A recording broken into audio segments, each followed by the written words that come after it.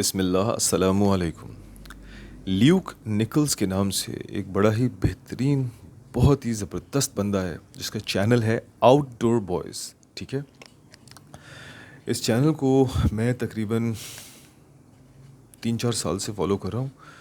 मगर इस चैनल को एक्चुअली मैं फ़ॉलो नहीं कर रहा था, मैं इस बंदे को फॉलो कर रहा था। इस बंदे की छोटी छोटी रील्स आती थी मेरे पास टिकटॉक के ऊपर, कभी इंस्टाग्राम के ऊपर, कभी यूट्यूब के ऊपर। छोटी छोटी वो आपकी रेक्टेंगुलर रील्स होती है ना, वो वर्टिकल, वो आती थी। कभी ये बर्फ़ के तोदे में बैठा हुआ होता था, कभी ये किसी और दुनिया के किसी कोने में बैठा होता था। और ख़तरनाक किस्म की वीडियोस, मतलब कि ऐसी कि ड्रोनी ऐसे इलाकों में बैठा हुआ है कि जहाँ पे जिन, भूत, बेर, टाइगर कुछ भी इसको खा जाएंगे, मार देंगे। और मैं हमेशा ही सोचता था कि यार ये बंदा आज कहीं ना कहीं इसकी खबर आएगी कि ये मर गया, क्योंकि ये काम ही ऐसे डेंजरस करता था। लेकिन अल्लाह ने इसके काम को इज़्ज़त दी और ये एक बहुत बड़ा यूट्यूबर बन गया। पता नहीं 13 या 14 मिलियन इसके फॉलोअर्स थे। और अब इसका चैनल इसने खैरबाद कह दिया है। तकरीबन आज 3-4 महीने हो गए इसने एक लास्ट वीडियो डाली थी गुड बाय करके। मुझे नहीं पता उसके बाद उसने वीडियो दोबारा उस चैनल पे डाली कि नहीं डाली, मगर कोई 3-4 महीने पहले इसकी गुड बाय की वीडियो आई थी। और उसने उसमें पैगाम ये दिया था कि मुझे इतनी ज़्यादा शोहरत की वजह से जहाँ इज़्ज़त मिली, जहाँ पैसा मिला, जहाँ पे मेरे मामलात ज़िंदगी के बहुत आसान हुए, वहीं पर मेरे लिए मुश्किलात भी बहुत सारी खड़ी हो गई। मेरी फैमिली के साथ ट्रैवल करना मुश्किल हो गया था। लोग वहाँ का हजूम मुझे तकलीफ़ देता था। प्राइवेसी ख़त्म हो गई थी। बच्चों की तरबियत के अंदर प्रॉब्लम आ रही थी।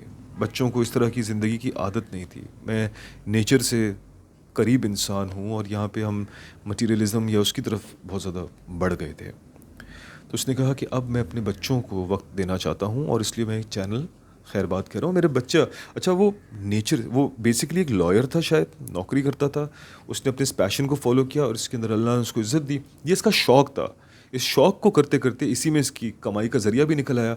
बच्चों को भी इसने बचपन से वही आउटडोर बॉयज़, क्यों? क्योंकि कैंपिंग पे जाते हैं, ये सर्वाइवल स्किल्स सिखाते हैं। तो बच्चों को छोटी उम्र से इसने ये चीज़ें सिखाई। अब उसके बच्चे वो कर रहे हैं और उसके बच्चे बेहतरीन सर्वाइवलिस्ट वीडियोस बना रहे हैं। और उसने यही कहा कि मैं अपने बच्चों को सपोर्ट करूंगा उनका काम करने में। मेरा काम अब हो गया, जितना करना था वो कर लिया। फिर कहता हूँ मुझे नहीं पता अब उसने वीडियो दोबारा बनाना स्टार्ट की है नहीं की। लेकिन अगर आप यूट्यूब के ऊपर कोई क्वालिटी कंटेंट देखना चाहते हैं तो आउटडोर बॉयज़ जाके देखें। वहाँ पे वो पेरेंटिंग की भी इतनी खूबसूरत वीडियोज़ हैं, जिस तरह से अपने बच्चों के साथ वो करता है। और उसने बड़ी, जो आउटडोर बॉयज़ की लास्ट वीडियो है ना, वो बड़ी इमोशनल है, जिसमें वो म्यूज़िक के साथ वो दिखा रहा है कि उसने चैनल कैसे स्टार्ट किया था। बच्चों के साथ पहले वो खेल कूद की वीडियोज़ होती थी, डायनासोर बन रहा है, उनके साथ खेल रहा है, रोल प्ले कर रहा है, कभी भालू बन गया है। He is a great guy. मुझे बहुत अच्छा लगता था वो, लगता है। ठीक है, तो कहने का मकसद ये है, उसने एक बड़ा ख़ूबसूरत पैगाम दिया है मौजूदा दौर के तमाम कंटेंट क्रिएटर्स के लिए भी, और चाहे वो कंटेंट क्रिएशन से हट के कोई भी चीज़ हो। देखो, अपने पैशन और अपने काम को ज़रूर वक्त दो, लेकिन अपने आप को भी वक्त दो, और सबसे ज़्यादा अहम चीज़ है अपने बच्चों को वक्त दो। ये बच्चे आपकी लेगेसी हैं। अक्सर ये होता है कि लोग इन बच्चों के लिए पैसा कमाते रहते हैं, कमाते रहते हैं, कमाते रहते हैं। अब ये आउटडोर बॉय भी क्या करता था, ये अपने शहर से या अपनी कंट्री से कहीं और जाता था, फिर वहाँ पे ये वीडियो बना के आता था। अब ये वीडियो मेकिंग में बहुत वक्त लगता है। ये जो मैं वीडियो बना रहा हूँ बड़ी सुलेमानी वीडियो है। मैं आया हूँ, मैं कमरे में लाइट ऑन किए बैठ गया हूँ, बस बना रहा हूँ। लेकिन जो प्रोफेशनल काम करते हैं उनके पूरे पूरे हफ्ते निकल जाते हैं एक एक वीडियो बनाने में। परफेक्ट शॉट के चक्कर में, डेटा करने के बाद, स्क्रिप्ट राइटिंग के बाद, उसकी एडिटिंग के बाद, उसकी जो भी वो मामलात होते हैं वो सब करने के बाद वो बड़ा वक्त लगता है यार। ये कोई आसान काम नहीं है। और फिर उस लेवल का काम करना कि एक दूसरे शहर, एक दूसरे मुल्क आप जा रहे हो, वहाँ से आप फुटेज कर रहे हो, फिर उसको सारी फुटेज को देख रहे हो, कितना देना है, कितना निकालना है, इसमें वक्त लगता है। इसमें बच्चे रुल जाते हैं। तो जब आप लाखों करोड़ों रुपए लाके बच्चों के मुंह में रखते हो, खाने की शक्ल में, अय्याशियों की शक्ल में, सहूलत ज़िंदगी की शक्ल में, तो बच्चे को वालिद नहीं मिलता, बच्चे को वालिद का पैसा मिलता है। और फिर जब वो इस माहौल में बड़ा होता है तो फिर बच्चे को वालिद की ज़रूरत नहीं होती, वालिद के पैसे की ज़रूरत होती है। सही वक्त पे उस बंदे ने फ़ैसला किया, वो पीछे हट गया और अपने बच्चों को वक्त दे रहा है। और वो आपके लिए, मेरे लिए और हम सब के लिए एक मशअल राह है कि इसी तरह से काम करो भाई। ठीक है, उसको रातों रात शोहरत मिल गई, इसलिए वो एक सही वक्त पे बैक ऑफ हो गया। आप और मैं अभी इस मुकाम पे नहीं पहुंचे। हम सोचेंगे यार हमारे पास तो उतना पैसा नहीं है जितना लूक निकल्स के पास है, तो हम कैसे पीछे हट जाएं। उसको तो पैसा आ गया ना, उसके तो बैंक बैलेंस भर गया, उसने तो वीडियोस बना ली, अब उसको रेवेन्यू आता रहेगा। पर उमैर तुम्हारे पास तो नहीं है, मेरे पास तो नहीं है, तो हमें तो भी मेहनत करनी है। ठीक है, आपकी बात दुरुस्त है, लेकिन अपनी मेहनत को चैनलाइज करो, अपने काम को, चाहे वो कंटेंट क्रिएशन हो, चाहे वो आपकी मार्केटिंग हो, चाहे वो कारोबार हो, कुछ भी हो, इतना वक्त ना दो उस मुकाम पे या उस पैसे की लिमिट को पहुंचने के चक्कर में कि आपके बच्चों का, ये छोटे बच्चों का वक्त ज़ाया हो जाए। मैं तो कोई इतना क्वालिटी का काम भी नहीं करता। मेरे 3 चैनल हैं, एक हॉरर चैनल है, एक कॉमेडी का चैनल है और एक ये सुलेमानी वीडियोस का चैनल है, जहाँ पे मैं अच्छी बात करने की कोशिश करता हूँ। मैंने तो ये काम छोड़ भी दिया था, लेकिन मुझे बाकायदा लोगों ने मैसेज किया कि वो 10-15 लोग जो यूट्यूब पे इन वीडियोस को देख लेते हैं, टिकटॉक के ऊपर तकरीबन हज़ारों की तादाद में देख लेते हैं, और फिर फेसबुक और लिंक्डइन के ऊपर भी 100-200 लोग देख लेते हैं। यूट्यूब के ऊपर सिर्फ 8 या 20 लोग देखते हैं। तो मैंने छोड़ दिया था ये काम। पर वो जो 1000 लोग थे ना, उनके मैसेजेस आए कि भाई ये चाहिए हमें। तो फिर से मैंने सुलेमानी वीडियोस बनाना स्टार्ट की। मैंने कहा यार कुछ कोई सुन रहा है, किसी को फ़ायदा हो रहा है तो ये बनाते रहो। तो बताने का मकसद ये है, मेरे 3 चैनल हैं। मैं कॉमेडी और हॉरर पे शदीद मेहनत करता हूँ, अपने दिमाग से सोच के लिखता हूँ, और अपनी हर वीडियो के अंदर मैं दीन इस्लाम या एक अच्छा माशरती पैगाम देने की कोशिश करता हूँ। लेकिन हाल ही में मेरा लाखों रुपए का लैपटॉप ख़राब हो गया, तो मैं एडिटिंग से महरूम हो गया। और पहले हफ्ते में तो मैं उदास हो गया, क्योंकि मैं दूसरा फ़ौरन परचेज़ नहीं कर सकता, क्योंकि मेरे और बहुत सारे ख़र्चे हैं। ऐसा नहीं मेरे पास पैसे नहीं हैं, मगर मेरी ज़िम्मेदारियाँ बहुत सारी हैं। मेरी बहुत बड़ी बड़ी ज़िम्मेदारियाँ हैं। बच्चों की ज़िम्मेदारी है, घर वालों की ज़िम्मेदारी है, अपनी ज़ाती ज़िम्मेदारियाँ हैं। तो मैं फ़ौरन 3 लाख रुपए का ख़र्चा नहीं कर सकता। मैं अभी उस मुकाम पे नहीं हूँ। मैं कर दूंगा तो मेरी बहुत सारी दूसरी चीज़ें डिस्टर्ब हो जाएंगी। तो वो पहला हफ्ता जो था मेरा, वो बहुत डिस्टर्बिंग था। दूसरा हफ्ता मेरा ये था कि मैंने पोस्ट्स बनाना स्टार्ट कर दी। मैंने कहा ठीक है, मेरे पास एक नॉर्मल लैपटॉप है, मैंने कहा यार और कुछ नहीं, चलो पोस्ट बनाते हैं।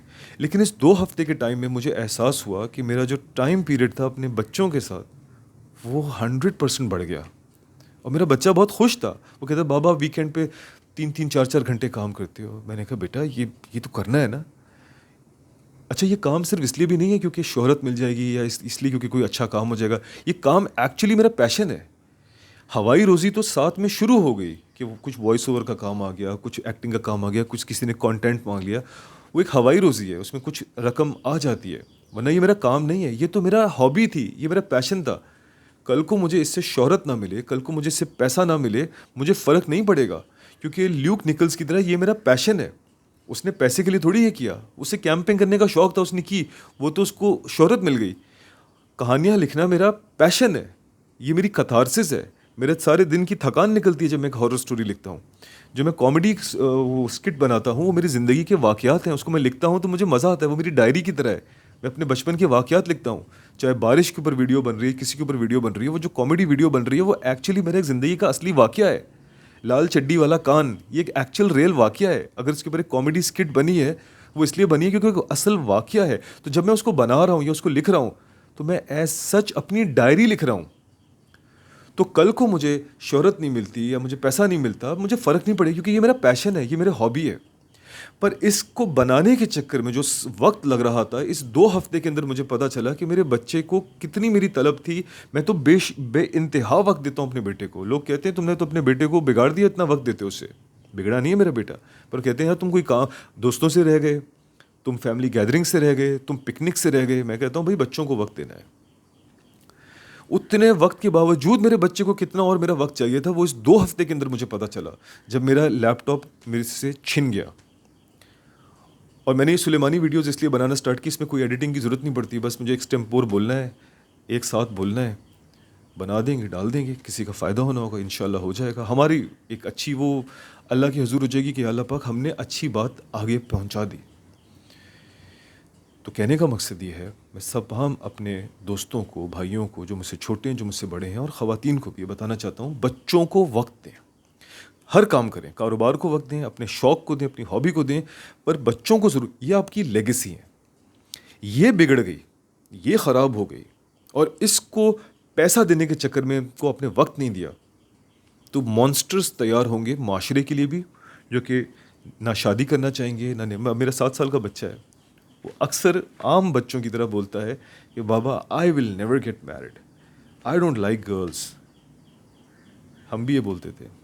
आज तक हम गर्ल्स को सिर्फ और सिर्फ आई लव मेरे मतलब है कि जितने निकाह करा दो कम है, अस्तगफिरुल्लाह, आई एम सॉरी।